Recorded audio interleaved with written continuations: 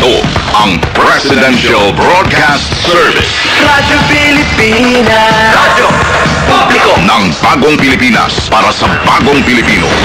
Naghahatid ng mahahalagang balita at impormasyon na guugnay ng pamahalaan sa sambayanan.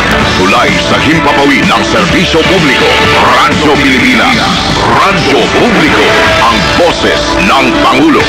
Sa Mega Manila 738. Radyo Pilipinas. Radyo Publiko.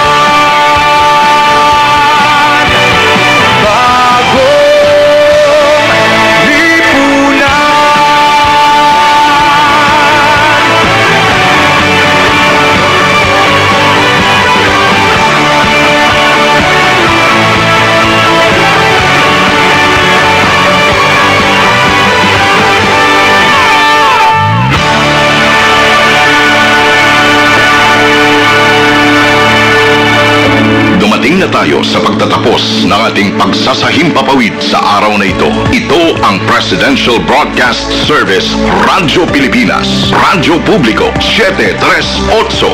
Ang aming studio ay nasa 4th floor ng Media Center Building, Visayas Avenue, Quezon City. Ang aming 50 kilowatt transmitter ay matatagpuan sa Marulas, Valenzuela City. Ang Radyo Pilipinas, Radyo Publiko ay pinangangasiwaan ng mga electronics and communication engineers at technicians. Pawang lisensyado ng National Telecommunications Commission, Rodentor Domingo, PECE 0001385. John Alvin Pelgone, ECE 0064790. Jo Marie Reparial, ECE 0070984. Rachel Joy Tinidan, ECT 0023775. Maria Teresa Segovia, ECT 00-26682 at Marvin Toledana, ECT 0019489. Radyo Pilipinas, Radyo Publiko 738 kHz is now signing off.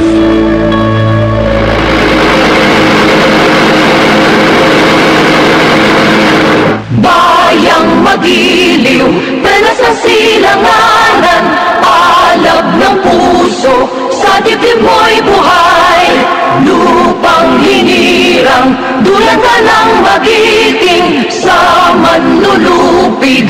Di ka pa sisiil sa dagat at bundok, sa simoy at sa langit mong bugaw. May dilagang tula at awit sa paglayang minamahal. Ang kislap ng watawat mo'y tagumpay na nagniningning. Ang bituin at araw niya kailan pa may di magdidilim. Lupa ng